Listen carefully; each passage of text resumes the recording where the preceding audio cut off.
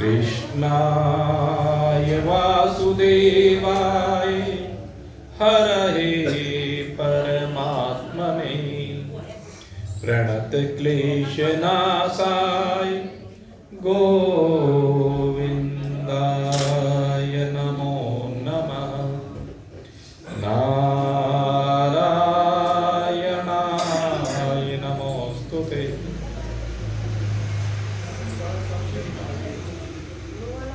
आज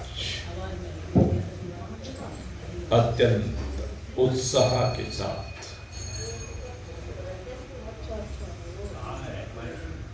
अपनी समस्त वासनाओं से विनिर्मुक्त होकर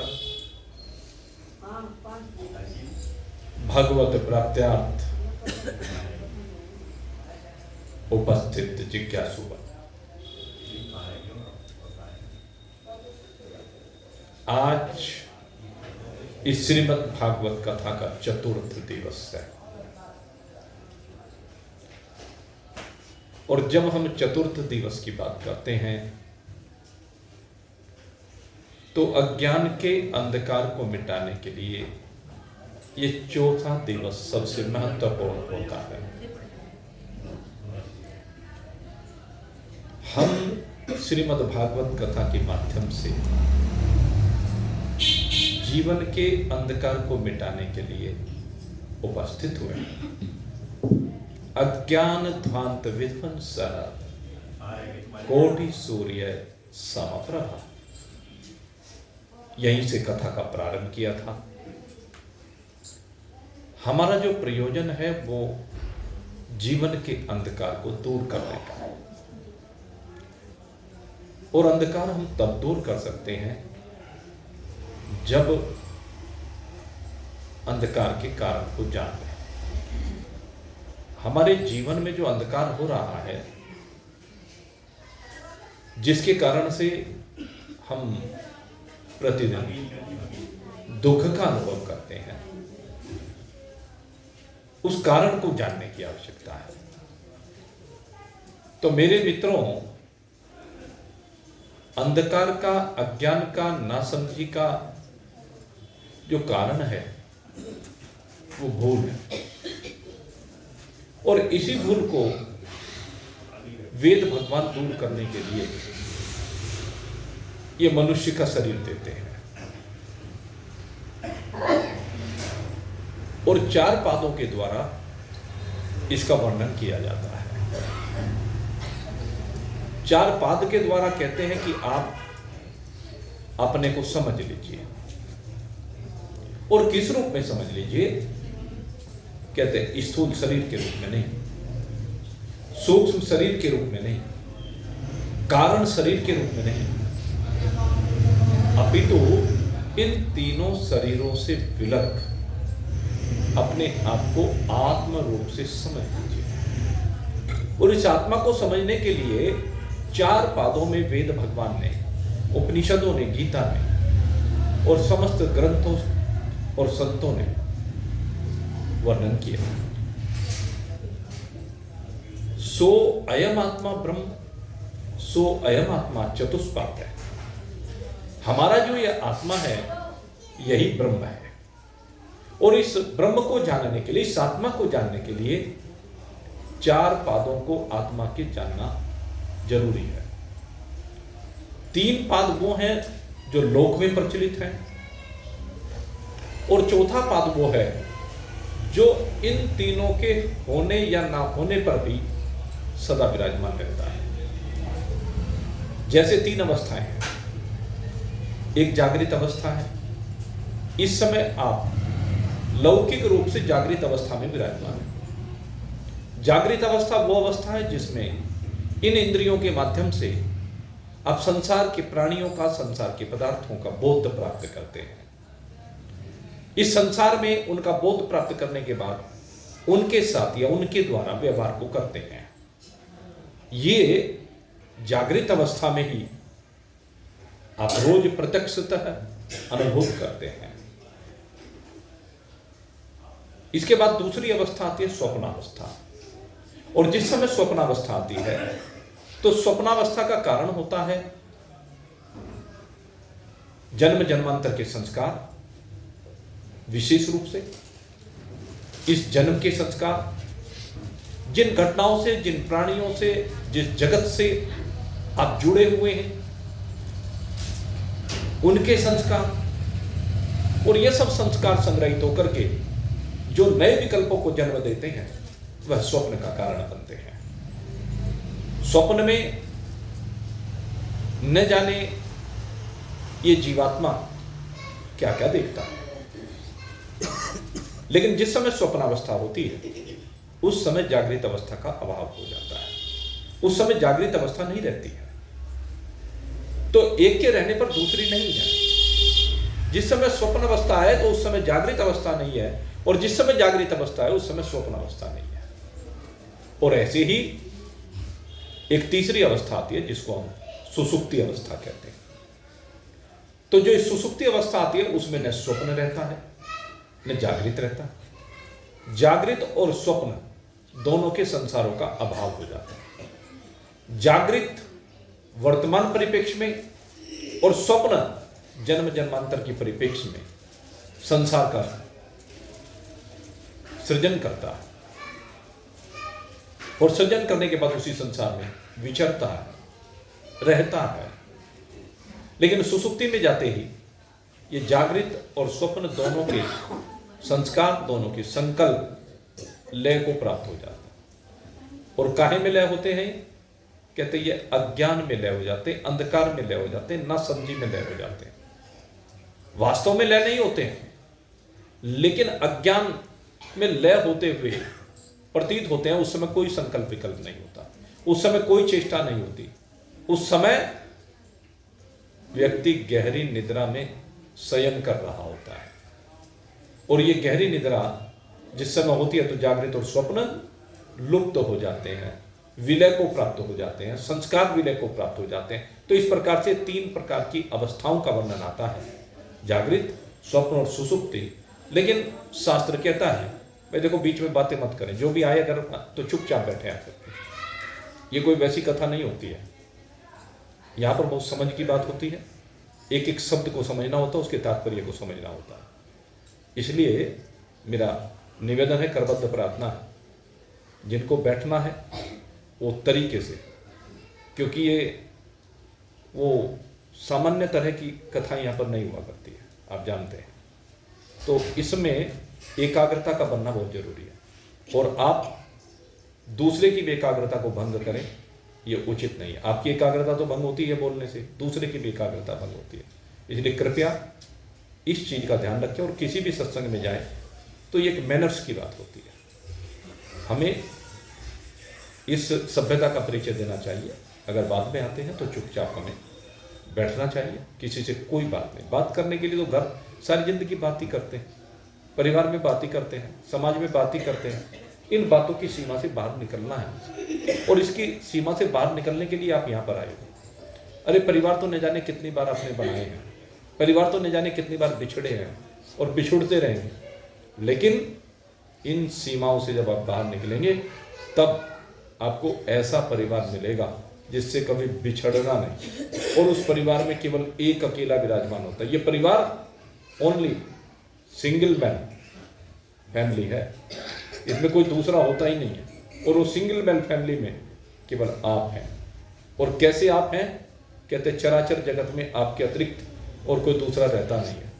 ये चराचर जगत आपका अपना स्वरूप हो जाता है। चराचर जगत के जितने भी पदार्थ हैं वो आपका स्वरूप हो जाते हैं। चराचर जगत के जितने भी प्राणी हैं वो आपका स्वरूप हो जाता है। तो सुसुप्ति में आप इस सब को लय कर दें। लेकिन इसके बाद अब मैं जो चौथे पाद की बात कर रहा था, अब हम आत्मा के चौथे पाद की जब बात करते हैं तो आत्मा के चौथे पाद की बात करते हुए कहते हैं ये तीनों अवस्थाएं परस्पर आती हैं और चली जाती हैं। लेकिन चौथा जो पाद है कहते वो तीनों अवस्थाओं में एक रस रहता है, तीनों अवस्थाओं में एक जैसा रहता है, तीनों अवस्थाओं में सदा विराजमान रहता है। वो कौन है? वो आपको। आप चिंतन कीजिए, जिस समय जागृत का संसार चल रहा है उस समय आप हो कि नहीं हो। आप बार बार हर प्रकार से कहते हैं कि मैं हूं, मैं हूं, मैं हूं। आप जिस भी अंग को लेकर के चर्चा करते हैं तो उसमें आपका हूं स्पष्ट दिखाई देता है। आंख है तो यह है आप है, कान है तो आप ये है रूप से विराजमान है, ये सर है, ये मस्तक है, ये त्वचा है, ये जिह्वा है, ये रसना है, ये नासिका है, हाथ है, पैर है, सब में है करके जो बोल रहा है वो आप हो भाई। यही आपका स्वरूप है। आप जागृत के हर क्षण में विद्यमान रहते हैं, और जब जागृत नहीं रहती स्वप्न आता है तो स्वप्न में भी आप ही रहते हो। आपका अहम वहां भी बोलता है, आपकी मैं वहां भी बोलती है, उसी रूप में बोलती है। भले ही संसार बदल जाता हो, जागृत और स्वप्न का संसार बदल जाता है, लेकिन मैं वही रहती है। इससे सिद्ध होता है कि मैं जागृत में भी हूं और स्वप्न में भी हूं। और दूसरी बात, अब हम सुसुप्ति की बात कहेंगे। सुसुप्ति में कौन है? सुसुप्ति में भी तू ही है। अगर तू ना हो तो सुसुप्ति से जागने के बाद ये कैसे कहे कि आज बड़े सुख से सोया, कुछ भी पता नहीं रहा। अच्छा, कुछ भी पता ना रहने का पता किसको चला? कुछ नहीं रहा इसको किसने जाना? आप विचार कीजिए। जो कुछ भी नहीं रहा उस अवस्था में कौन था जिसने इस बात को जाना कि कुछ भी नहीं रहा? आज बड़े सुख से सोया। इस सुख का दृष्टा कौन है? इस सुख को देखने वाला कौन है? इस सुख को किसने देखा? इस सुख को किसने अनुभूत किया? जरा विचार करके देखो। तो वहां आप अपने अतिरिक्त किसी दूसरे को नहीं पाएंगे। तो यही वो तत्व है चौथा पाद, जो तीनों अवस्थाओं में अवस्थाएं परस्पर वे विचारणी आती हैं जाती हैं, लेकिन उन अवस्थाओं के आने और जाने में जो सदा एक रस रूप से विराजमान रहता है, सदा साक्षी रूप से विराजमान रहता है, सदा दृष्टा रूप से विराजमान रहता है, सबका देखने वाला है। लेकिन वो करता कुछ नहीं, वो केवल देखता है, वो केवल आपको चैतन्यता देता है, उसको बोध होता है अपने आप। तो वो जो है वो चौथा पाद आत्मा का कहा गया है। ये आत्मा का चौथा पाद, इसको आत्मा नाम से कहिए, या जब तक शरीरस्थ है इसको हम जीवात्मा नाम देते हैं। लेकिन इस जीवात्मा में से इस जीवपने को हटाना है। जीवात्मा में से जब जीवपना हटेगा तब आत्मा मात्र शेष रहेगी, और जब ये जीवपना हट जाएगा तो उस समय चराचर जगत में आत्मा और परमात्मा की एकता हो जाएगी। ये जीवपना क्या है? अभी जीवपने को समझना है। जीवपना का अर्थ है कि जो तू है नहीं लेकिन समझ रहा है। जीवपने में क्या है? तू है नहीं लेकिन अपने को समझ रहा है कि मैं फलाना हूं। नाम से संयुक्त करके कुछ भी नाम जो माता पिता ने रख दिया वो मान लिया कि मैं ये हूं।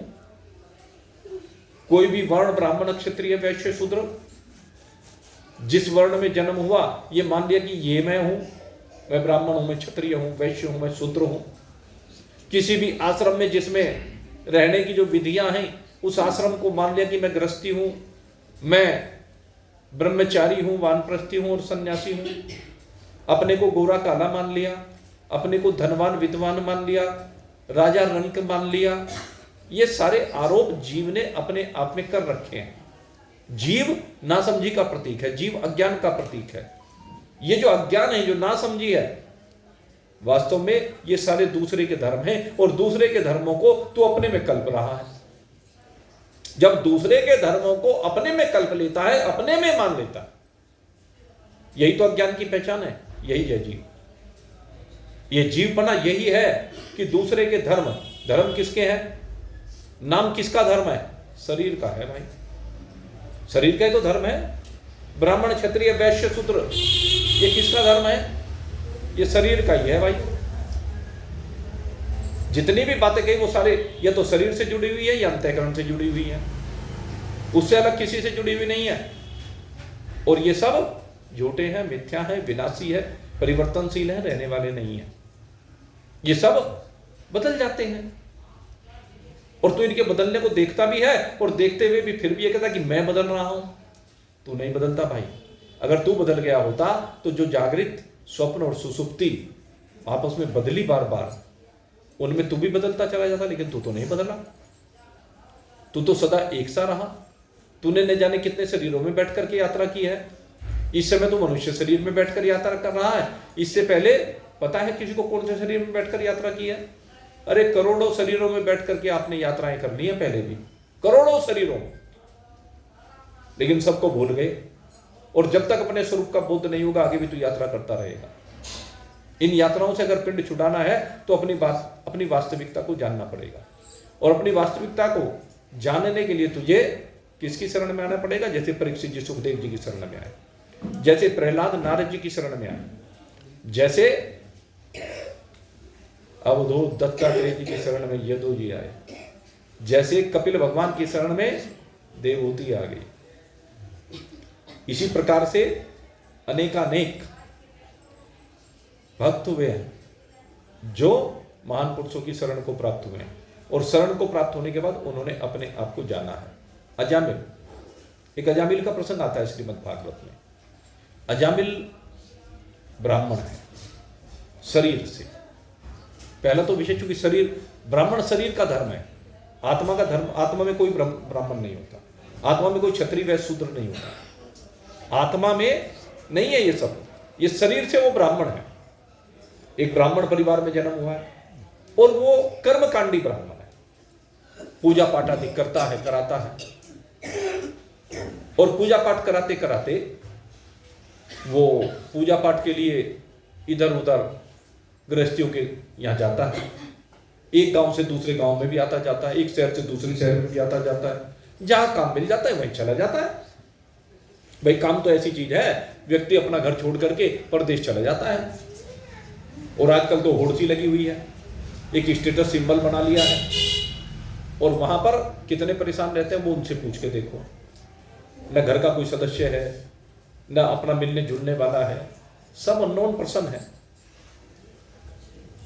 जाता है बाहर, विदेश में जाए या बड़े शहरों में जाए तो वहां पर यही होता है। लेकिन क्या करे, अब जब आपने उसको बीटेक करा दिया, एमटेक करा दिया, एमबीए करा दिया है, अब वो क्या करे? अब शामली में तो उनको नौकरी मिलेगी नहीं, शामली में नौकरी मिलेगी तो क्या मिलेगी? 10-15 हज़ार रुपए की नौकरी मिलेगी, उसमें क्या गुजारा होता है उसका?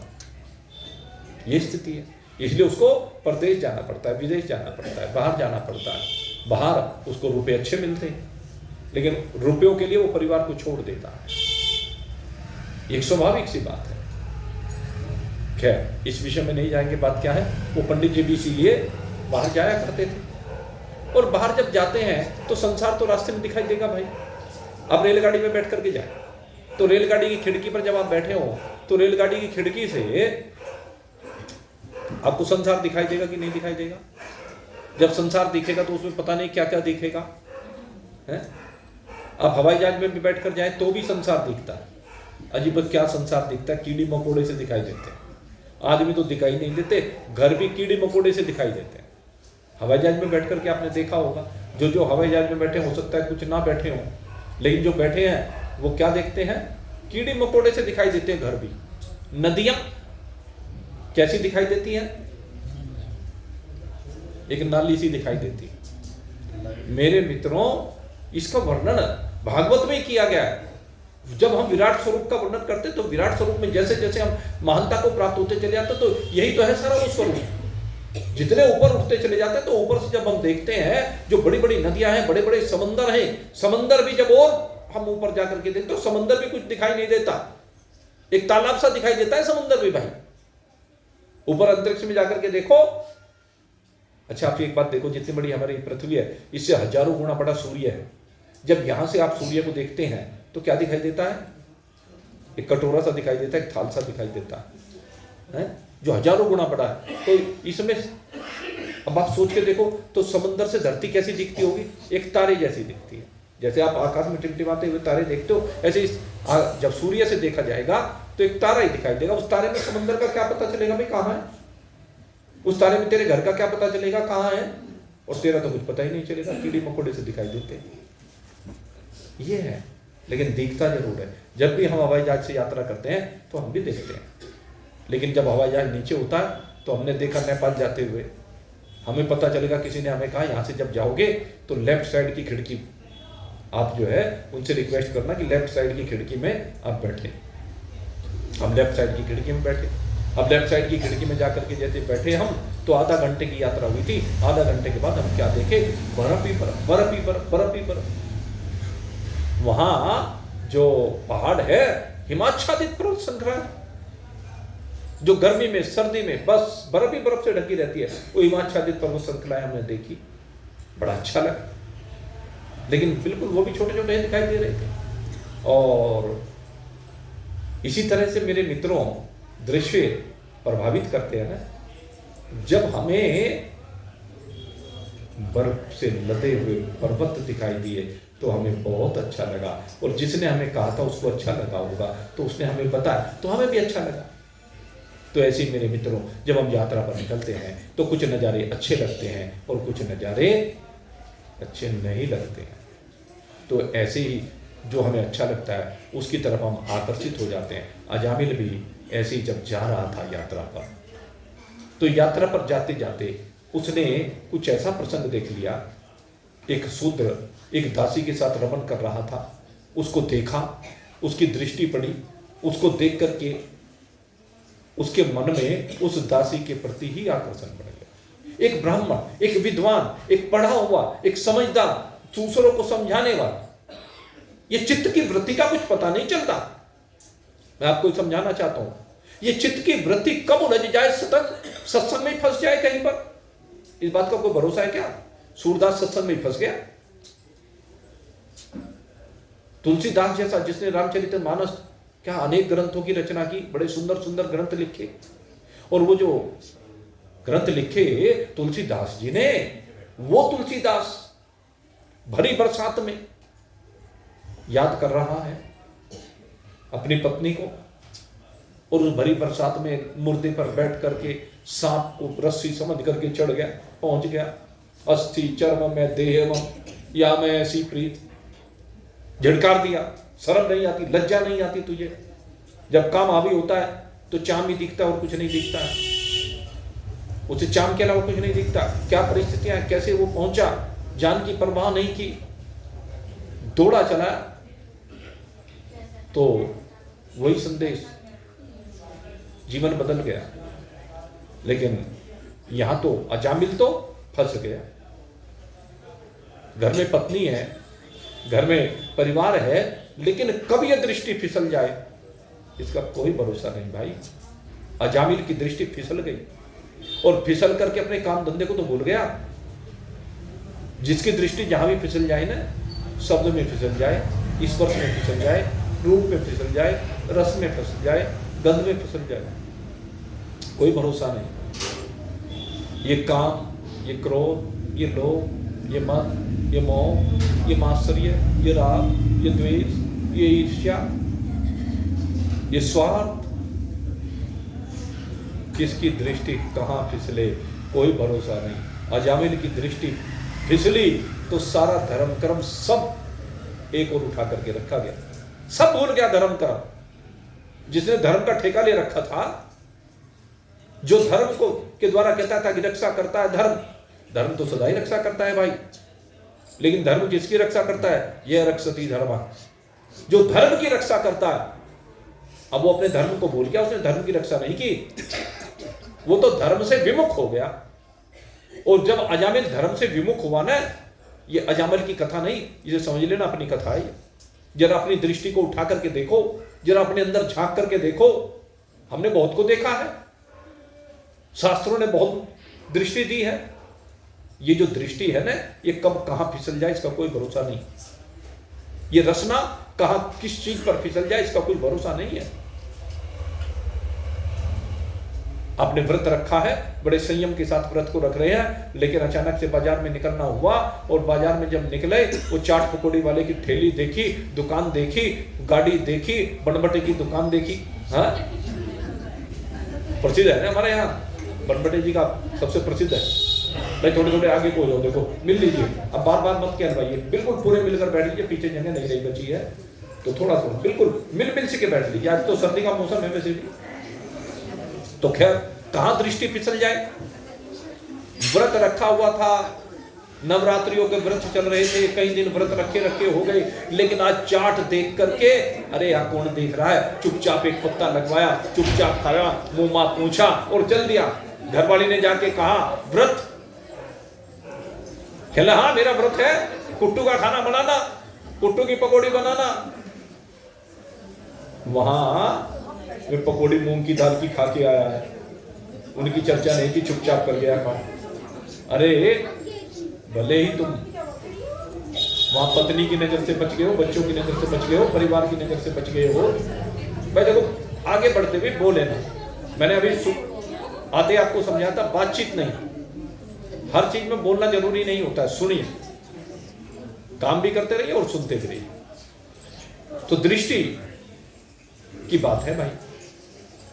अब अजामिल तो फिसल गया, अब हमें प्रेरणा लेनी है।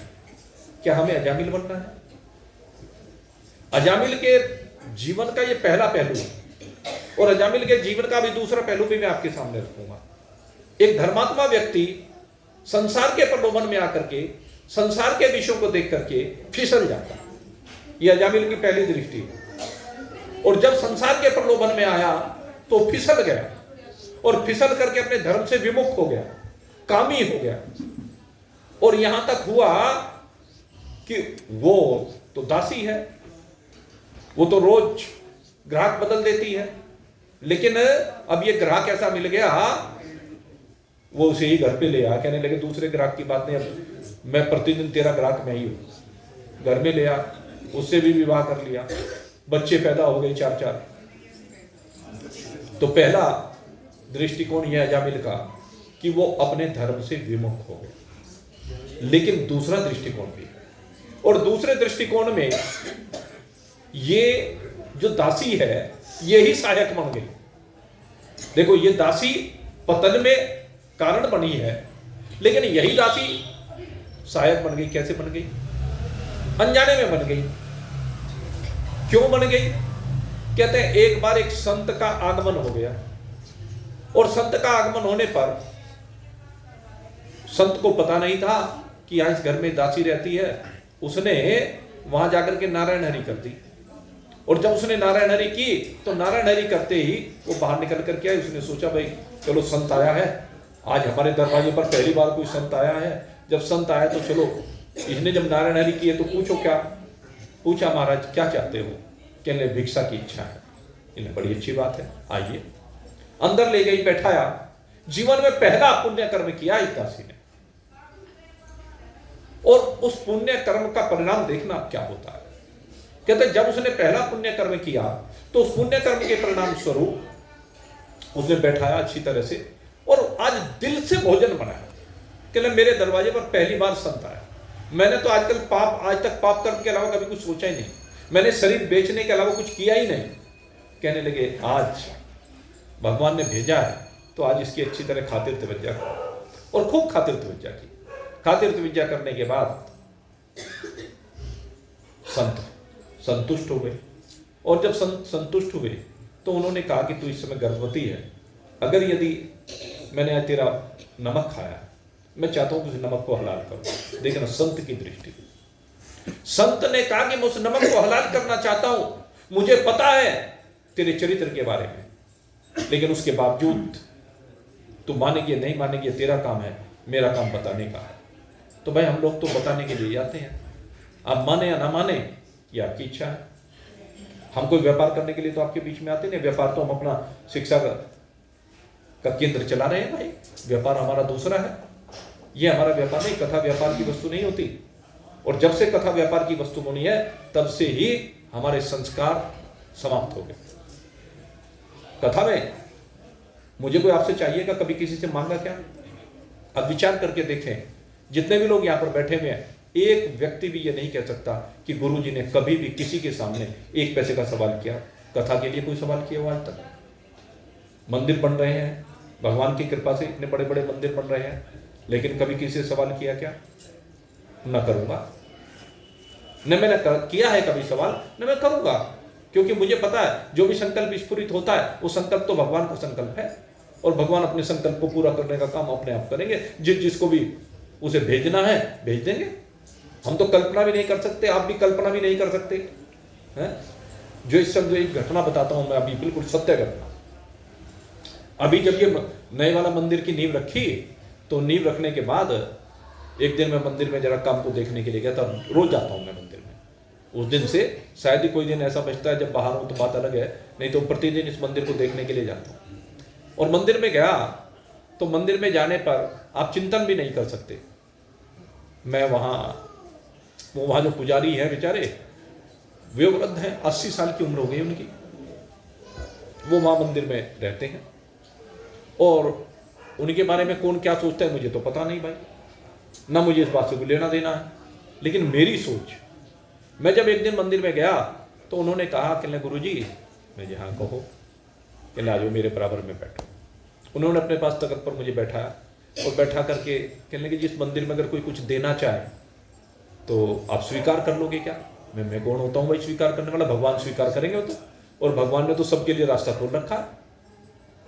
कहने लगे अच्छा जी। कहने लगे अगर मैं ही कुछ देने लगूं?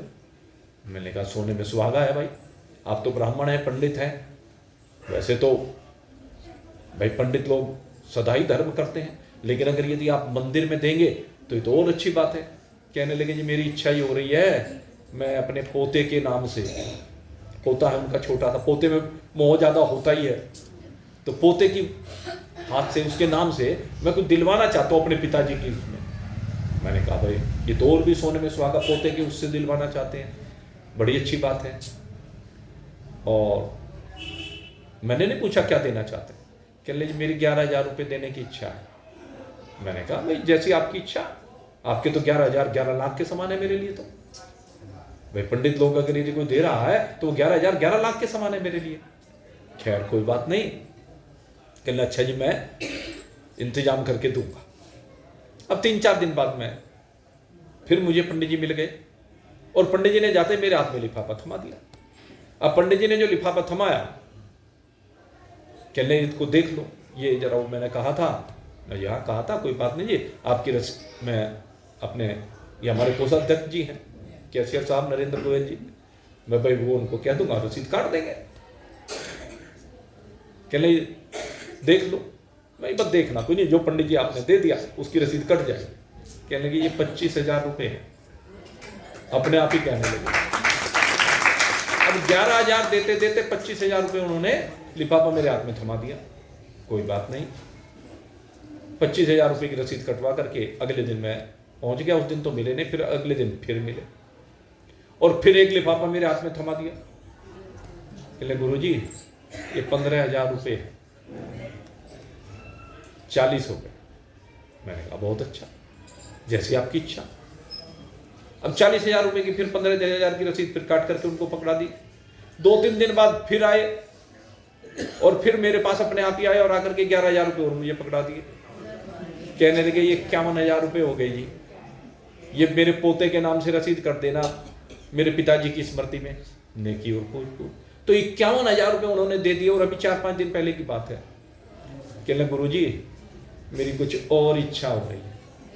अब आप एक बात बताओ, मैंने तो कभी कल्पना भी नहीं की थी, मेरा तो उनका कभी कोई परिचय भी नहीं था। मंदिर में मिले, उनकी भावना बनी और भावना बन करके भगवान ने उनको निमित्त बना दिया। तो ऐसे ऐसे न जाने कितने आते, मेरा तो एक अनुभव नहीं है, बहुत अनुभव है। ऐसे ऐसे अनुभव है जिनके बारे में आप कहीं कल्पना ही नहीं कर सकते कि यह व्यक्ति इतना मोटा पैसा दे सकता है क्या मंदिर में। इस मंदिर में कल्पना नहीं की जा सकती, ऐसे ऐसे व्यक्ति। तो ये तो भाव की बात होती है, लेकिन महान पुरुषों को सदैव निरीक्षण होना चाहिए। मैं बात कर रहा था आपसे अजामिल की। अजामिल की पत्नी का हित उन संत ने सोच लिया कि मुझे तो बताना है। अब हमारा काम तो बताने का, तो वही बात हो कि हमारा काम तो बताने का, तू मानना है ना मानना। कहने तू गर्भवती है कि हाँ। कहने लगे तेरे यहाँ जो लड़का होगा अब की बार उसका नाम नारायण रख देना। बस इतना सा काम किया, केवल एक काम करना, तू उसका नाम नारायण रख देना। तो उसने उस महाराज जी की बात उसे याद आई जब बेटा हुआ। कहने लगे महाराज जी कह के गए थे तू नारायण रखी थे। देखो एक कहना माना संत का, केवल अपना चरित्र नहीं बदला भी उसने, उसका चरित्र नहीं बदला, जीवन दर्शन नहीं बदला, लेकिन केवल नारायण नाम रख दिया। और नारायण नाम रखने से अब क्या हुआ, वो जो अजामिल था छोटे बेटे में मोह, और बुढ़ापे की औलाद है, वो तो बुढ़ापे की औलाद है वैसे भी। तो बुढ़ापे में वो बच्चा पैदा हुआ और बुढ़ापे में उसका नाम नारायण जो रखा हुआ था उसे उसके नाम से पुकारता है, नारायण नारायण नारायण। संत का दृष्टिकोण तो क्या था कि ये इस बहाने से नारायण का नाम लेगा। नारायण माने भगवान का नाम, वो तो बेटे का नाम ले रहा है, लेकिन संत का दृष्टिकोण क्या था कि नारायण का नाम लेगा, और नारायण का नाम लेता रहा। और इतने में भाई जब शरीर मिला है तो एक दिन शरीर तो जाना ही है। शरीर की आयु पूरी हो गई, और शरीर की आयु पूरी हुई तो शरीर की आयु जब पूरी होती है, जो दुष्ट होते हैं, जिन्होंने पाप कर्म किए होते हैं, जिन्होंने अपने जीवन को नरक में ले जाने का ठेका ले रखा है, स्वार्थ के वशीभूत होकर के वो भूल जाते हैं कि मुझे यहां से जाना है, इस बात को भूल जाते हैं। और इसी बात को अजामिल भी भूल गया था, इसलिए पाप कर्मों में लिप्त था, वो गलत धंधे करने लगा था, गलत कार्य करने लगा था। पहले उसका जो धन था, उसकी जो आय थी वो पूजा पाठ से आती थी, अब तो उसने चोरी चकारी तक शुरू कर दी, ऐसे ऐसे काम शुरू कर दिए, लोगों को हेरा फेरी धोखाधड़ी सारे ऐसे काम करता है, इसलिए रोटी के टुकड़े को मोहताज हो गया था, ऐसी स्थिति बन गई। लेकिन नारायण से बड़ा प्रेम करता था, तो नारायण का नाम बड़े प्रेम से लेता था, हर काम में नारायण नारायण नारायण नारायण।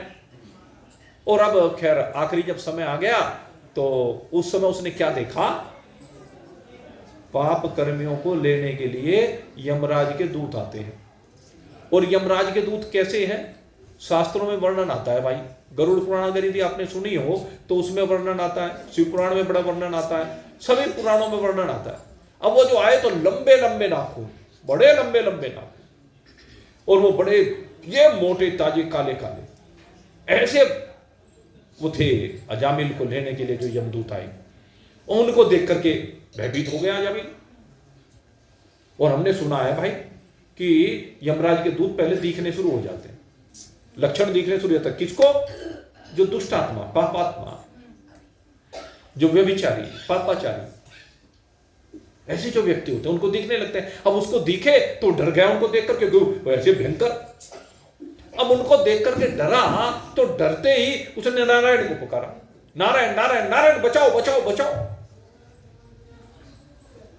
अब जब उसने कहा कि नारायण नारायण नारायण बचाओ, तो कहते हैं भगवान अंत काले च मामी विस्मरण मुक्त्वा कलेवरम यह प्रयाति से मत भावे याति नास्त्यत्र संशय। अंत काल में जो मेरा स्मरण करता है, अब जिसने भी स्मरण कर लिया, कहने उसके स्मरण करने के कारण से भगवान ने विधान कर रखा है कि जो भगवान का नाम स्मरण करता है तो भगवान के दूत उसे लेने के लिए आ जाते हैं। उधर तो यमदूत आए हुए हैं, उधर भगवान के दूत आ गए। भगवान के दूत कौन है? भगवान के पार्षद हैं। बड़े सौम्य शरीर है, बड़े सुंदर शरीर है, अद्भुत स्वरूप है। भगवान के जो पार्षद होते हैं ना, शंख चक्र गदा पद्म हाथ में धारण किए, पीतांबर धारण किए हुए, भाई थोड़े थोड़े से और मिल लो। अब वो पीछे जगह नहीं रह रहे, जगमोहन जी आप भी तो भाई थोड़े थोड़े से मिलो, मिल से के बैठ जाओ, कोई बात नहीं। एक बात बता दो, यहाँ पे जगह दोगे ना दूसरे को तो ऊपर भगवान भी आपको जगह देगा अपने लोग पे, क्योंकि भगवान के लोग की बात चल रही है। अब देख लो पार्षद आ लिए, भगवान के पार्षद आ गए। बीच में एक लाइन सी और लगा लो ना, छोटे छोटे बच्चों से आगे वही तो, इन बच्चों को आगे को फंसा दो, कोई बात नहीं। बोलिए सच्चिदानंद भगवान। तो खैर मैं बात क्या कर रहा था आपसे, अजामिल की बात कर रहा है। अजामिल ने जब पुकारा नारायण नारायण नारायण बचाओ, तो पार्षद आ गए। अब पार्षदों को आए हुए देखकर यमदूत कहने लगे तुम क्यों आए हो? कहने लगे अजामिल को लेने के लिए आए हैं। कहने अजामिल को लेने के लिए तो हम आए हैं। कहने नहीं, अजामिल को तुम नहीं। अरे ये बड़ा पापात्मा है, दुष्टात्मा है, इनको लेने के लिए तुम्हारा आने का क्या काम? कहने तुम भूल गए, इसने अंत काल में नारायण का स्मरण किया है। कहने तो क्या हो गया? इसने तो अपने बेटे को बुलाया। बेटे का नाम नारायण रखने से क्या होता है? बेटे का नाम नारायण रखने से क्या होता है? इसने भगवान को थोड़े ना स्मरण किया। कहने लगे संत की भावना यही थी, संत ने बेटे के बहाने से इसके मुंह से नारायण का नाम याद कराया। अब वो जो वार्तालाप हो रहा है वो अजामिल सुन रहा। अजामिल ने उस सारे वार्तालाप को सुना, और जो वार्तालाप को सुना, आज मैं आपको बहुत मुख्य बात बताने जा रहा हूं। अजामिल ने उस सारे वार्तालाप को सुन लिया। 86 साल की अवस्था है और अजामिल की 86 ईयर। तो 86 साल की अवस्था में वो उसके संवाद को सुन रहा है, और केवल संवाद नहीं हुआ, वाद विवाद हुआ, और वाद विवाद के बाद युद्ध हुआ। आप देखो, एक अजामिल के लिए यम के दूतों में और भगवान के पार्षदों में युद्ध प्रारंभ हो गया। और जब युद्ध प्रारंभ हुआ तो पीट पीट करके भगवान के पार्षदों ने यमदूतों को भेज दिया। और यमदूतों ने जब जाकर के यमराज जी को बताया कि ऐसे ऐसे घटना घट गई, कहने तुमने युद्ध गलत किया, कहने भगवान ने विधान कर रखा है और भगवान के पार्षदों के सामने तुम बोल रहे हो, तुम्हारी बुद्धि कहां चली गई थी? तुम्हें अपने बल का घमंड हो गया था, इसलिए पिटना तो तुम्हें था ही। तो वो प्रकरण तो वहां का हुआ, लेकिन यहां का जो प्रकरण हुआ, कहते समय निश्चित होता है, यहां से जीव के जाने का समय निश्चित होता है, लेकिन जब उनका आपस में युद्ध होने लगा तो वो समय निकल गया। जिस समय पर अजामिल की मृत्यु होनी थी उस समय पर अजामिल मरा नहीं, वो समय बच गया।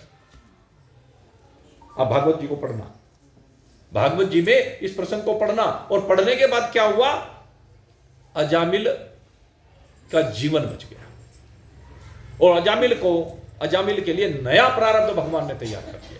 देखो भगवान कर्तुम अकर्तुम अन्यथा कर्तुम सर्वसमर्थ है, ईश्वर है। आज एक नया पक्ष आपके सामने में रख रहा, ये इसकी चर्चा आप शास्त्र में जब सुनते हैं तो अलग ढंग से होती है। हमने इसके ऊपर बहुत विस्तार से भी पीछे एक दिन चर्चा की थी कि आयु बढ़ सकती है या नहीं बढ़ सकती, आयु कभी नहीं बढ़ती। लेकिन यहां एक एक प्रसंग ऐसा है, जब भगवान चाहे तो भगवान सब कुछ करने में समर्थ है। कर्तुम अकर्तुम अन्यथा कर्तुम सर्व समर्थ है ईश्वर, इसलिए कहा जाता है ये है वो अन्यथा कर्तुम। भगवान ने अब क्या किया, अजामिल की आयु को यहां बढ़ा दिया, और जब अजामिल की आयु बढ़ गई तो अजामिल का यहां पर दृष्टिकोण बदला। अब ये है उसका डाइवर्जन हुआ है, कहां से, अधर्म से धर्म की ओर। अजामिल से प्रेरणा ले लेना। अब अजामिल ने क्या किया, कहने लगे एक नारायण का नाम लेने मात्र से, कहते तू यमदूतों से मुक्त हो गया, भय से मुक्त हो गया, एक ही बार केवल नाम लिया तूने, और अगर यदि तू रोज नाम लेगा फिर तो क्या होगा, कहने भगवान तुझे अपने लोक में बुला ले। उसके मन में बैठ गया। अब शास्त्र पुराने पढ़े हुए थे, वो शास्त्र याद आने लगे, जो कर्मकांड उसने कर रखा था वो याद आने लगा। मैं जो आज आपको भागवत सुना रहा हूं ये भी आपको याद आ जाएगी किसी न किसी दिन। जब जीवन में घटनाएं होती है ना तो उस समय याद आती हैं बातों को। याद रखना मेरी बातों को, ये बात याद आ जाएंगी। नारायण का लिया हुआ नाम कभी भी विफल नहीं होता, व्यर्थ नहीं जाता है। जो भी भगवान का नाम आपने लिया, नाम संकीर्तनम यस्य सर्व पाप प्रणाशनम, भगवान का लिया हुआ नाम सब पापों को से आपको मुक्त करता है। और सब पापों से मुक्त होने के बाद आपको बड़े विस्तार के साथ कल बताया था, फिर उसके बाद चित्त निर्मल होता है। चित्त निर्मल के बाद भगवान आपके गुरु बनते हैं और गुरु बन करके आपको उपदेश देते हैं कि हम ब्रह्मास्मि। ये क्रम है, तो नाम का बड़ा प्रभाव है।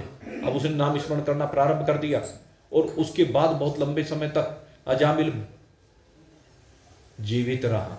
और न केवल अजामिल जीवित रहा, न केवल अपने जीवन में परिवर्तन किया। अब संत का प्रभाव देखिए, संत के एक बार भोजन करने का प्रभाव देखिए कि वो जो दासी जो पाप कर्म में लगी हुई थी, रोज अपने शरीर को बेचा करती थी, वो दासी भी भगवान का नाम लेने लगी। अजामिल ने कहा देख मेरे साथ क्या हुआ है, अब तू भी सोच ले, हम दोनों ही पापियां हैं, दोनों ने मिलकर के पाप किया है, इसलिए अब मैं चाहता हूं कि तू भी मेरे साथ बैठ करके भगवान का नाम ले।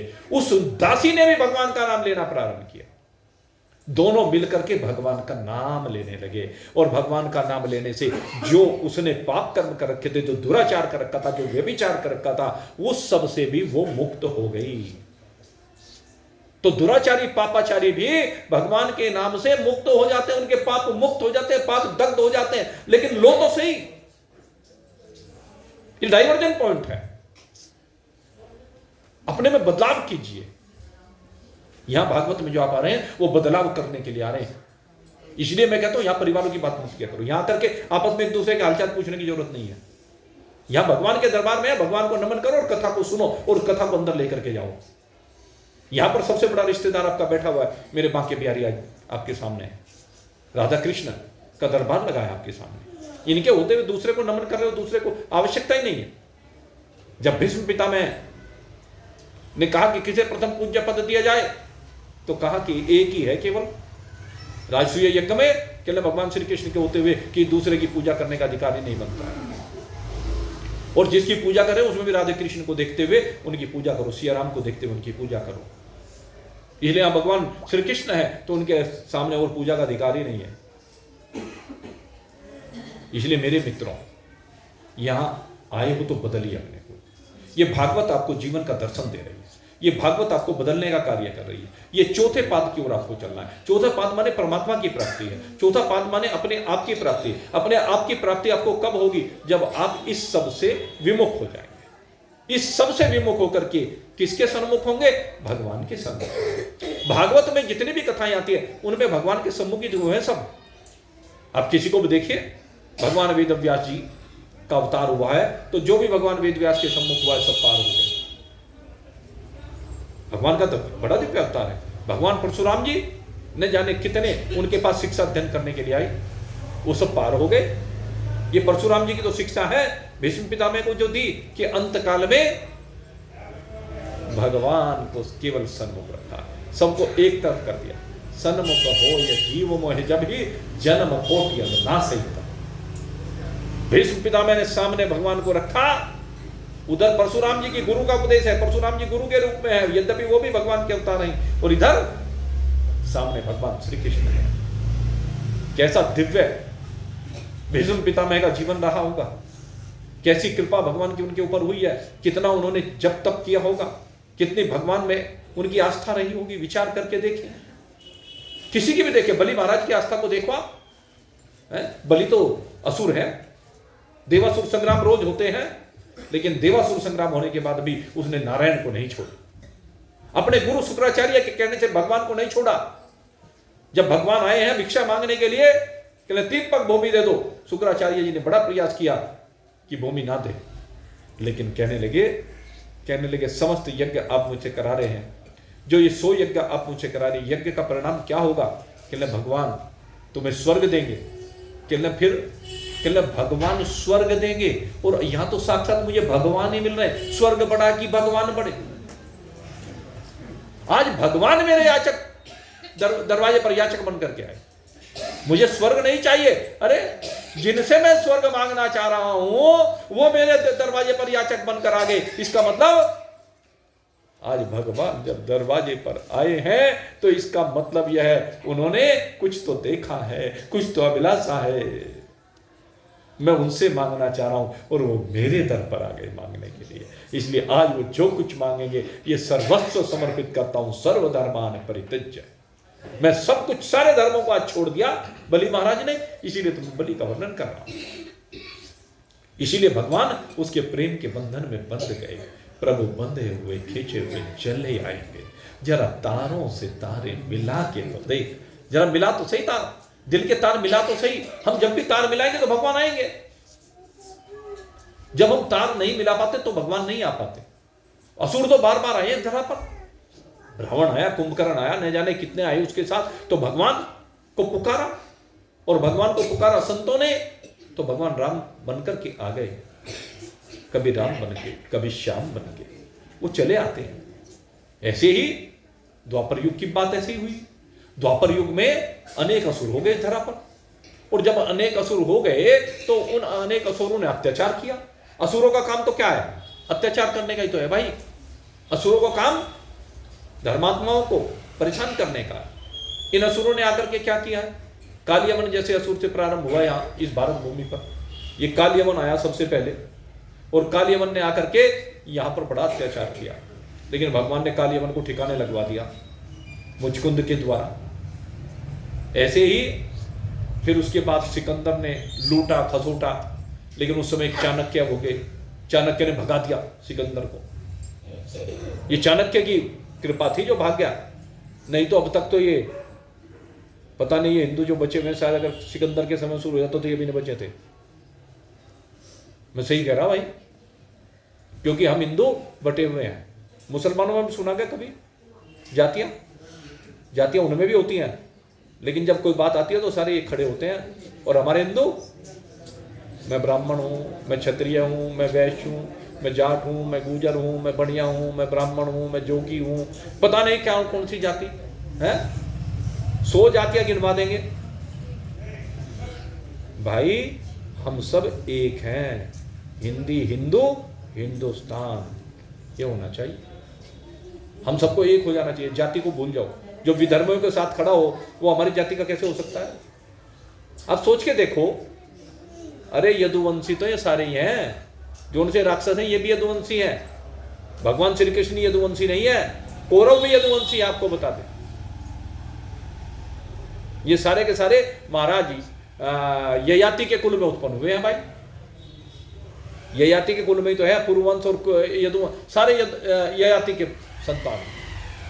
ये आगे जो वे ये जो जरासंध जैसे असुर हैं, कंस हैं, ये सब एक ही वंश में उत्पन्न हुए भाई, आपको बता दें।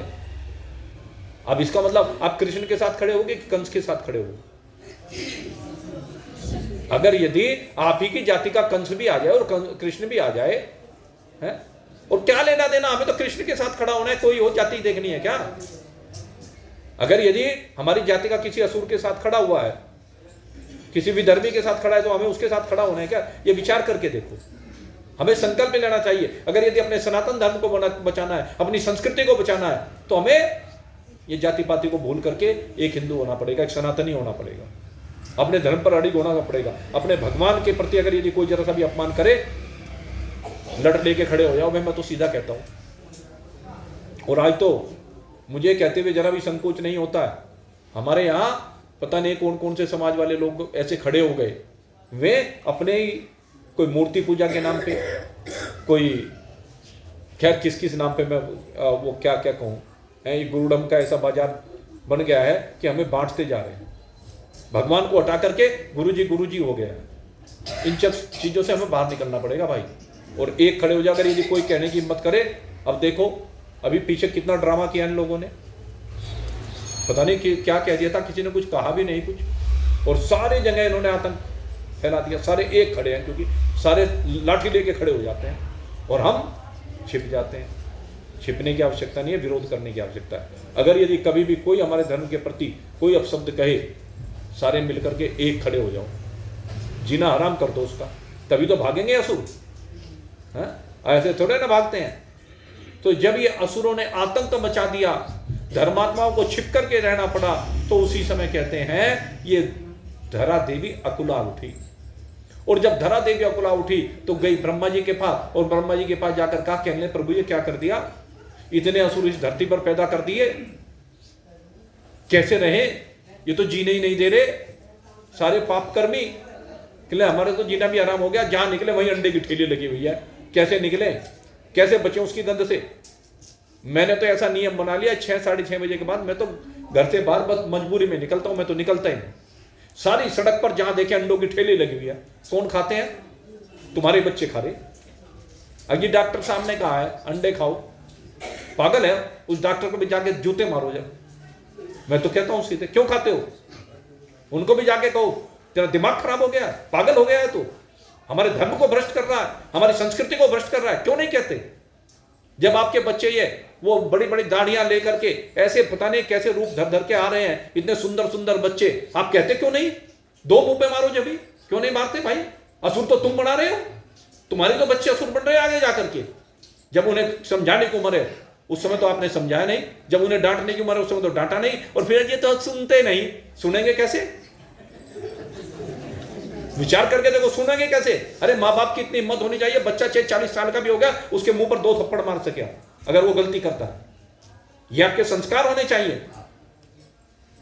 आप चिंतन करके देखें, ये हमारी संस्कृति नहीं है। ये दाढ़ियां रखना हमारी संस्कृति नहीं है। हमारे यहाँ दाढ़ी केवल संत महात्मा रखते हैं, और उनकी दाढ़ी बड़ी सौम्य होती है। ये दाढ़ियां रखने का फैशन ये हमारे हिंदुओं का नहीं है। ये पता नहीं कहां कहां से इनको देखते हैं और बस शुरू हो जाते हैं। रोकिए इनको, नहीं तो संस्कृति का विनाश हो रहा है पूरी तरह से। संस्कृति पूरी विनिष्ट होती जा रही। इनको सारे कर्मकांड कराइए। एक बड़ी प्रथा और मैं चर्चा करना चाहता हूं, जिनके बच्चे बाहर चले जाते हैं, वो जब भी कोई तीज त्योहार आता है तो उस समय उनसे कहते हैं भाई हम यही कर लेंगे, तुझे करने की आवश्यकता नहीं। अरे तुम पागल हो गए हो? आज वो करना चाहते हैं तो तुम करने नहीं दे रहे हो। तुम कह देते हो कि हम यहीं पर क्यों तुम कर रहे हो, तो अच्छा कार्य कर रहे होने तो उनको क्यों नहीं करने देते? उनको अच्छे कार्य करने की प्रेरणा मिलेगी, उनको परंपरा का ज्ञान होगा। अभी तो तुम जीते जी दे सकते हो, जब मर जाओगे कौन बताएगा भाई उन्हें? उन्होंने सीखा ही नहीं। अगर वो दिवाली अपने घर पर, अगर यदि यहाँ नहीं आ पा रहे हैं, वहीं है तो वहीं उनसे दीपावली मनवाइए। अगर यदि अमावस्या पर पितरों का पूजन आप यहाँ कर रहे हैं तो उनसे वहां भी पूजन कराइए। ऐसा कहां शास्त्र में लिखा है कि वो वहां पूजन नहीं करेंगे? अगर यदि एक बाप के 6 बेटे हैं, 6 बेटे अलग हो गए तो 6 के 6 नहीं अपने पिताजी के लिए क्या तर्पण करते हैं? तो ऐसे आपके बच्चे भी करें, उनसे कराने का बनाइए, अभी से विधान कीजिए, नहीं तो असुरी होंगे भाई। इन्हें असुर मत बनाइए, इन्हें देवता बनाइए। देवता बनाओगे तभी बात बनेगी, तभी संस्कृति की रक्षा होगी, आपकी रक्षा होगी, आप जीवित रहेंगे, आपका धर्म जीवित रहेगा और भगवान की प्राप्ति हो सकती है। असुर सारे एक हो गए और जब बड़ी परेशान हुई तो भूदेवी ब्रह्मा जी के पास गई, ब्रह्मा जी के साथ देवता भी वहां पर विराजमान, सबको नमन किया। कहने लगी आपने क्या किया, कि क्या कर दिया? कहने ये असुर मुझे जीने नहीं दे रहे। भूदेवी कहती है कि जीने नहीं दे रहे, कहने तुझे नहीं जीने दे, कि हाँ मेरे ऊपर इतना भार बढ़ गया, मुझसे सहन नहीं हो रहा, दोबारा रसातल में जाऊं क्या? कहने भगवान को पुकारो। ब्रह्मा जी ने कहा तो भगवान को पुकारो। सबने पुकारना प्रारंभ कर दिया, प्रभु हमारी रक्षा कीजिए, हे प्रभु आप ही हमारी रक्षा कर सकते हैं, कोई दूसरा हमारी रक्षा करने में समर्थ नहीं है। हे प्रभु अब कृपा कीजिए, आप आइए, आकर के असुरों का संहार कीजिए, क्योंकि आपने कहा है विनाश आय च दुष्कृत है धर्म संस्थापनार्थाय संभवामि युगे युगे। विनाश करने के लिए दुष्टों का आप समय समय पर आते हैं, धर्म की संस्थापना करने के लिए आते हैं। यदा यदा ही धर्मस्य ग्लानिर्भवति भारत है, जब जब धर्म की ग्लानि होती है। अब धर्म की ग्लानि तो हो रही है, ये कंस जरासंध आदि असुरों ने धर्म की ग्लानि कर रखी है। पूतना बानासुर अगासुर बकासुर न जाने कितने असुर हो गए, उन्होंने धर्म की ग्लानि कर रखी है। धर्म बिल्कुल रसातल में जा रहा है, आप रक्षा कीजिए। पुकारने लगे हरि आ जाओ, हरि आ जाओ, हरि आ जाओ, हरि आ जाओ, हरि आ जाओ एक बार मेरा छोटा सा परिवार। हरि आ जाओ एक बार, हरि आ जाओ, हरि आ जाओ,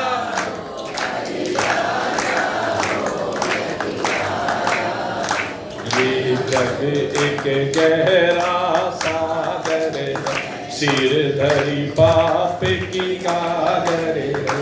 ये जग एक गहरा सागर है, सिर धरी पाप की गागर है। कुछ हल्का कर दो भार, हरि आ जाओ एक बार, हरि आ जाओ, हरि आ जाओ, हरि आ जाओ एक बार मेरा छोटा सा परिवार।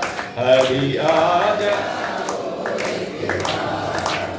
भगवान को पुकारने लगी, भूदेवी पुकारने लगी, देवता पुकारने लगे, प्रभु हमारा परिवार बहुत छोटा होता जा रहा है, अधर्मियों का परिवार बढ़ता जा रहा है, इन पापाचारियों का परिवार बढ़ाता जा रहा है। हम आपसे प्रार्थना करते हैं, जोगी का वेश बना करके, जोगी का वेश बना करके, इस तन पे भस्म रमा करके, जोगी का वेश बना करके, इस तन पे भस्म रमा करके, मैं अलख जगाऊं तेरे द्वार। हरि आ जाओ एक बार, हरि आ जाओ, हरि आ जाओ, हरि आ जाओ एक बार मेरा छोटा सा परिवार। पुकारिए, जोगी का वेश बना करके भगवान से प्रार्थना कीजिए, तन पर भस्म लगा करके जोगी जैसे प्रार्थना करते हैं ऐसे भगवान को पुकारिए। और जब हम भगवान को पुकारते हैं, भगवान को अपना बना करके पुकारते हैं, तो भगवान जरूर आते हैं। मैं तेरा हूं तू मेरा है, मैं तेरा हूं तू मेरा है, मैं तुझ में हूं तू मुझ में है, मैं तुझ में हूं, मैं तेरा हूं तू मेरा है, मैं तुझ में हूं तू मुझ में है, मैं तुझ में हूं तू मुझ में है। भगवान से कह रहे हैं तू, मैं तेरे में हूं, तू मेरे में है। हे प्रभु लेकिन इस बात को दिखा तो दे, जरा दर्शा तो दे, कब तक तड़पाता रहेगा? हे प्रभु अब तो आ जाओ, हमने बहुत साधनाएं की है, बड़ा प्रयास किया है, बड़ा प्रेम किया है, बार बार माथे रख रहे हैं, हे प्रभु अब जल्दी से आ जाओ। मेरी विनती बारंबार, हरि आ जाओ, हरि आ जाओ, हरि आ जाओ, हरि आ जाओ एक बार, मेरा छोटा सा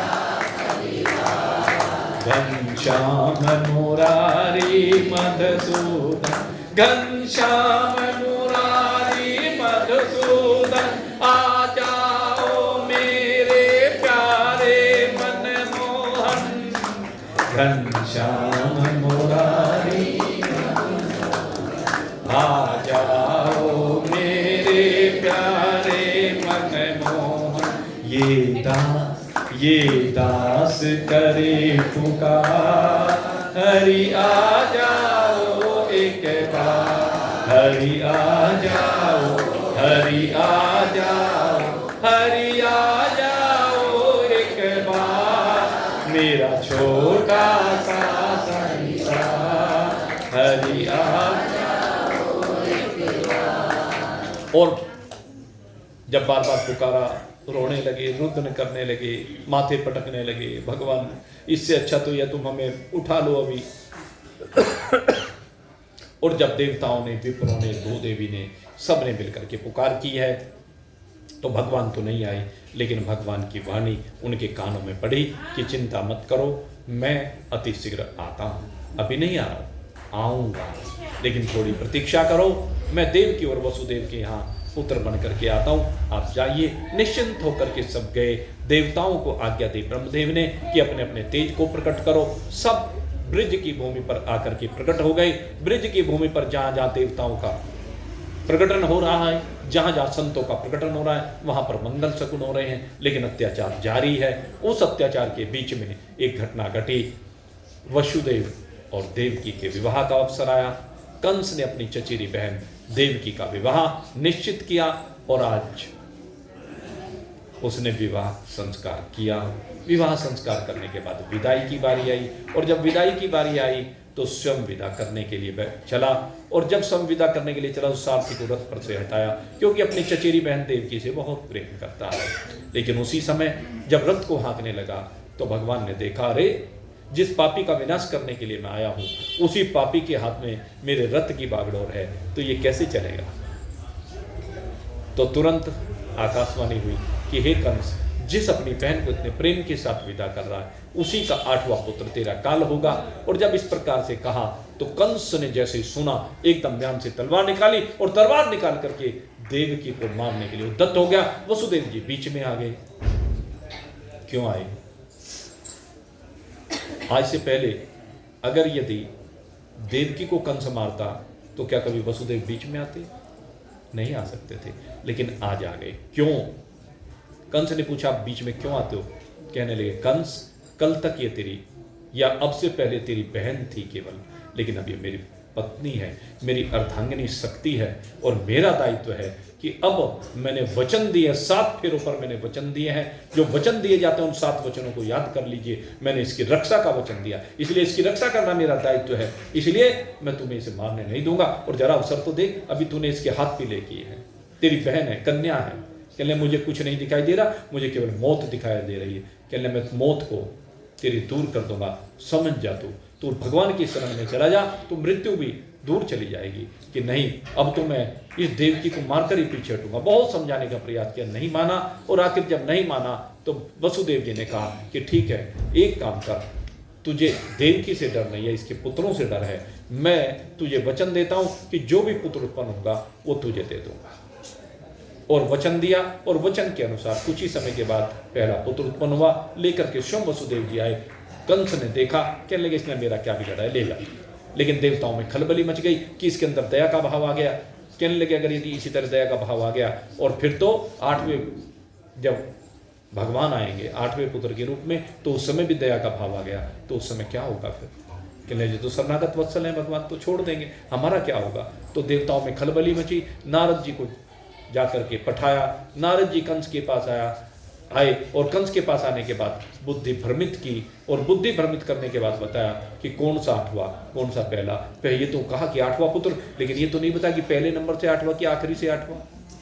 अब बुद्धि भ्रमित हो गई और जाकर के कीर्तिमान को लेकर के शिला पर पटक कर मार दिया। इसी तरह 6 पुत्र उत्पन्न हुए, 6 के 6 को मार दिया।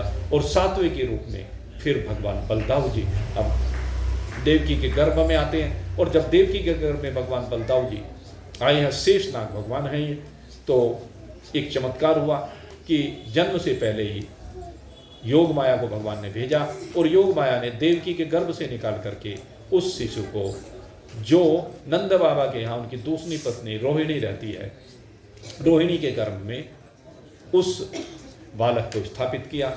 और वहाँ पर केवल 5 दिन रोहिणी के गर्भ में रहे, ये कहते हैं। और 5 दिन बाद वहाँ पर भगवान बलदाऊ जी का अवतरण हुआ। बोली बलदाऊ जी महाराज की। और अब तो 7 पुत्र हो गए, अब तो 8वें की बारी है। अब तो सबको पता है, आकाशवाणी का सब स्मरण करने लगे, आकाशवाणी के साथ भगवान का स्मरण करने लगे। संत प्रसन्न हो गए कि हमें कंस के अत्याचारों से मुक्ति मिलेगी, इसलिए सब ने पुकारना प्रारंभ किया, प्रभु आ जाइए, अब हमसे सहन नहीं होता है, बहुत अत्याचार हमने सहन कर लिए हैं, और प्रभु अब प्रतीक्षा भी नहीं हो रही, अब जल्दी से आइए। संतों ने पुकारा, भक्तों ने पुकारा, वैष्णवों ने पुकारा, सब ने पुकारना प्रारंभ किया, हे प्रभु आइए। उनके नाम का जप करना प्रारंभ किया, स्मरण करना प्रारंभ किया, हे प्रभु आ जाइए। श्री कृष्ण गोविंद हरे मुरारे, हे नाथ नारायण, हे समस्त जगत में वास करने वाले परमात्मा, हम आपको नमस्कार करते हैं, आप आइए, जल्दी शीघ्रता कीजिए। और जब इस प्रकार से पुकारना प्रारंभ किया तो उनकी पुकार सुनकर के भगवान ने वैकुंठ से अपने चरण धरा की ओर बढ़ाने प्रारंभ किए। देवकी के गर्भ में एक दिव्य तेज आकर के विराजमान हुआ। धीरे धीरे समय व्यतीत होने लगा, वैकुंठ से भगवान धीरे धीरे नीचे आते जा रहे हैं, समय आगे बढ़ता जा रहा है। भाद्र मास आकर के विराजमान हुआ है, और भाद्र मास में भी अब प्रतीक्षा बिल्कुल चरम पर पहुंच गई है। सबको मंगल शकुन होने लगे हैं। संतों के हृदय में अब लग रहा है कि एक उजाला हमारे हृदय में होता जा रहा है, एक प्रकाश उनको अपने हृदय में प्रतीत हो रहा है। कहने लगे हो ना हो, अब भगवान अपने तेज को प्रकट करने जा रहे हैं, इसलिए सबने मिलकर के भगवान की स्तुति करनी प्रारंभ की है। आइए हम भी सब मिलकर के भगवान को पुकारें। ओम नमो भगवते वासुदेवाय, ओम नमो भगवते वासुदेवाय, ओम नमो भगवते वासुदेवाय,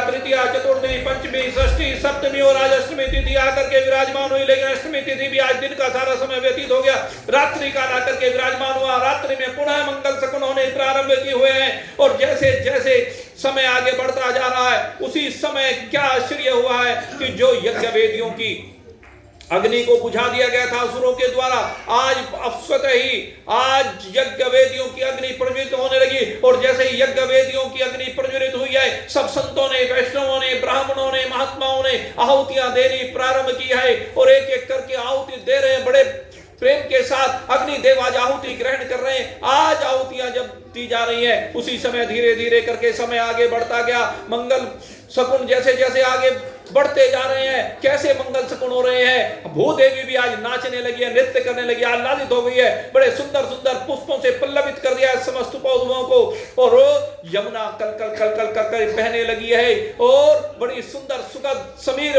प्रवाहित होने लगी है, मंद सुगंध समीर।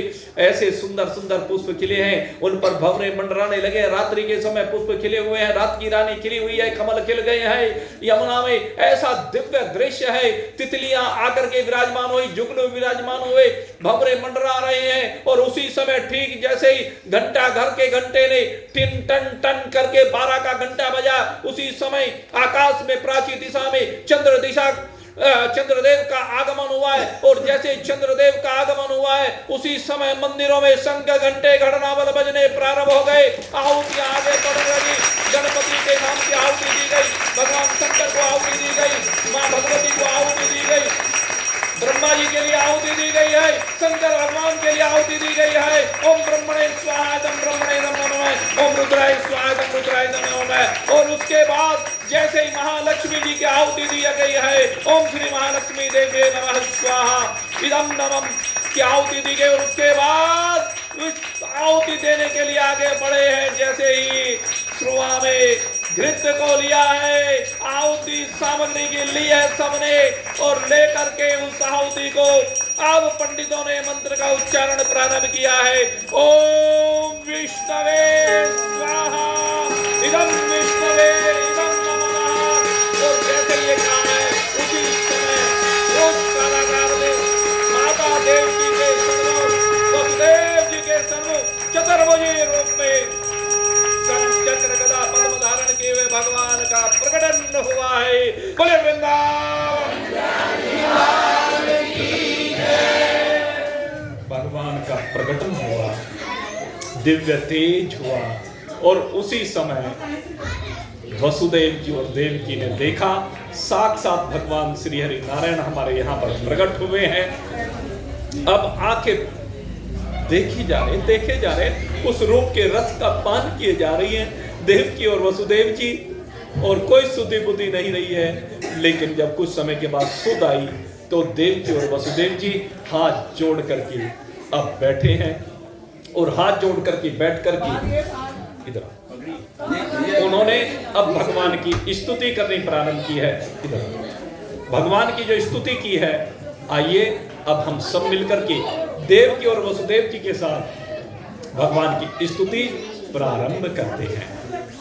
भय प्रकट गोपाला दीन दयाला यशोमती के हितकारी हर्षित महतारी रूप निहारी मोहन मदन मुरारी कंसासुर जाना अति भयमाना पूतना वेग पठाई ते हर्षित धाई मन मुस्काई गई जहाय दुराई ते जाए उठाए हृदय लगाए पयोधर मुख में दीना तब कृष्ण कन्हाई मन मुस्काई जानता सुहर लीना जब इंद्र साए मेघ पठाए बस करता है मुरारी गौवन हितकारी सुर मुनिहारी नक पर गिरवर धारी कंसासुर मारो अति अहंकार भक्त सासुर संहारो वकासुर आयो लोक डरायो कातर वदन विनाश हो ब्रह्मासुर साई अति सुख पाई मगन भयउ कह आई यह छंद अनोखा है रस रूपा जो कोई आको गावे ते सम नहीं कोई राम त्रिभुवन सोई मन वांछित फल पावे नंद यशोदा तक कियो मोहन सोचित लाय देखन चाहत बार सुख रहो कछु दिन जाय दिव्य नक्षत्र मोह हरे दिव्य नक्षत्र दिय जाय चार बधाई रीति सो करत यशोदा माय भज गोविंदा गोपाला मुरली मनोहर नंद लाला भज गोविंदा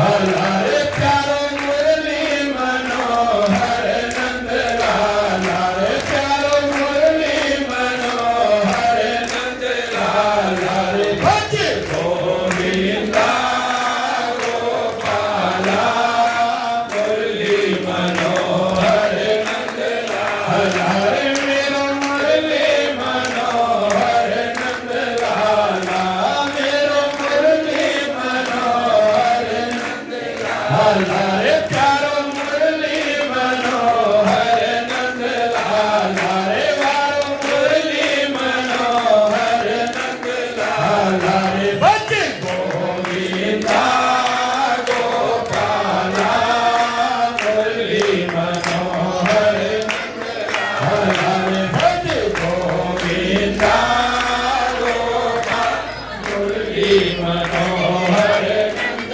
लाल, मेरो मुरली मनोहर नंद लाल, मेरो मुरली मनोहर नंद लाल, हरे भज गोविंदा गोपाला मुरली मनोहर नंद लाल, हरे श्री कृष्ण गोविंद हरे मुरारी, हे नाथ नारायण वासुदेवा, श्री कृष्ण गोविंद हरे मुरारी, हे नाथ नारायण वासुदेवा, हे नाथ नारायण वासुदेवा, हे नाथ नारायण वासुदेवा, श्री कृष्ण गोविंद हरे मुरारी, हे नाथ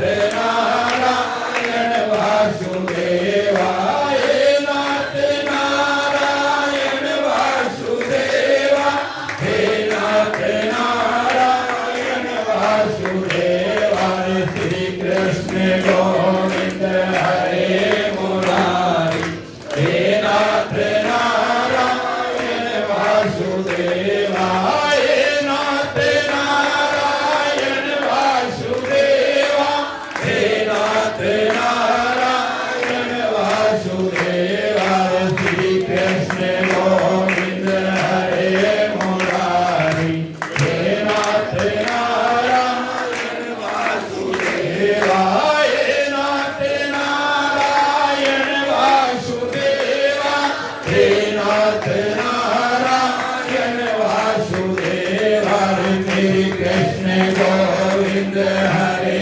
मुरारी, हे नाथ नारायण वासुदेवा, बोल वृंदावन बिहारी लाल की। और आइए कंस को पता लगने से पहले पहले एक दो बधाई भी गा लेते हैं, नहीं दुष्ट को पता लग जाएगा तो बधाई भी नहीं गा पाएंगे। माँ यशोदा ने जायो नंद लाल, बधाई सारे भक्तों को, माँ यशोदा ने जायो नंद लाल, बधाई सारे भक्तों को, बधाई सारे भक्तों को, बधाई सारे संतों को, बधाई सारे भक्तों को, बधाई सारे भक्तों को, माँ यशोदा ने जायो नंद लाल, बधाई सारे भक्तों को, माँ यशोदा ने जायो नंद लाल, बधाई सारे भक्तों को। रे आज ये अंगना धन्य भयो है, आज ये अंगना धन्य भयो है, नंद लाला को जन्म भयो है, नंद लाला को जन्म भयो है, नाचो रे नाचो दे देता, बधाई सारे भक्तों को, नाचो रे नाचो दे देता, बधाई सारे भक्तों को, बधाई सारे भक्तों को, बधाई सारे भक्तों को, माँ यशोदा ने जायो नंद लाल, बधाई सारे भक्तों को। खुश खबरी सबको सुनाओ,